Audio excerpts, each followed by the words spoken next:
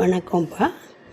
இன்றைக்கி முடக்கத்தான் கீரை சூப் போடுறது உங்களுக்கு ஸ்டெப் பை ஸ்டெப்பாக போட்டிருக்கேன் பாருங்கள். தண்ணி கொதிச்சுட்ருக்கு. இந்த கோடை மழைக்கு நல்லா இந்த முடக்கத்தான் கீரை நல்லா தடுத்து வந்ததுனால இந்த சூப் பண்ணலான்னு நினச்சேன். இது பாருங்கள், மஞ்சளும் கல் உப்பும் போட்டு ஏற்கனவே நான் 1/2 மணி நேரம் சோக் பண்ணி வச்சுருக்கேன். இப்படி பண்ணுறதால எந்த கிருமிகளும் இல்லாது, எந்த கிருமியும் அதில் இருக்காது, இறந்துடும். சின்ன வெங்காயம் சூப்புக்கு கட்டாயம் சின்ன வெங்காயம் சேருங்க. தேய்ச்சது பெரிய வெங்காயம் சேர்க்க வேண்டாம். சின்ன வெங்காயம் தான் ரொம்ப நல்லது. ஒரு தக்காளி, 4-5 பல் பூண்டு நச்சு போட்டிருக்கேன். மிளகு சீரகத்தையும் 1 ஸ்பூன் மிளகு, 6 ஸ்பூன் சீரகத்தையும் 1 நச்சு போட்டிருக்கேன். பசுமண்ணை எடுத்து வச்சுருக்கேன் கடைசியில் சேர்க்குறதுக்கு. 1/4 ஸ்பூன் மஞ்சள் பொடி சேர்த்துப்போம். மஞ்சள் கட்டாயம், எந்த சூப்புனாலும் மெயினாக மஞ்சள் பொடி கட்டாயம் சேர்க்கணும். குறைஞ்சது ஒரு 15 நிமிடம் நீங்கள் இதை வேக வைங்க. கீரையை எப்போதுமே மூடி வைக்கக்கூடாது. அது சமையலுக்கு உபயோகப்படுத்தினாலும் சூப்புக்கு உபயோகப்படுத்தினாலும் ஒரு சிலர் தெரியாமல் அதை மூடி வைக்கிறாங்க. இது ஒரு ஆளுக்கு தேவையான வெண்ணெய் எடுத்து வச்சுருக்கேன்.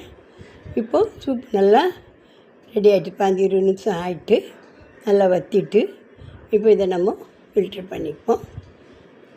அந்த வெங்காயங்கள்லாம் சேர்த்து போடலாம். நான் ஃபில்ட்ரு பண்ணும்போது நான் இது பையனுக்கு கடைக்கு கொடுத்து விட்றதுனால அவனுக்கு ஆணி நிலை இடையில இருந்தால் நேரம் டிஸ்டர்பாக இருக்கும் இல்லையா, அதனால் நான் ஃபில்ட்ரு பண்ணி கொடுத்து விட்றேன்.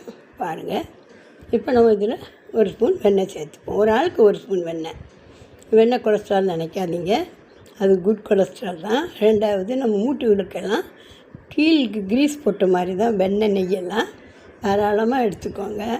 டயட்டுங்கிற பேரில் இதெல்லாம் நீங்கள் அவாய்ட் பண்ணாதீங்க.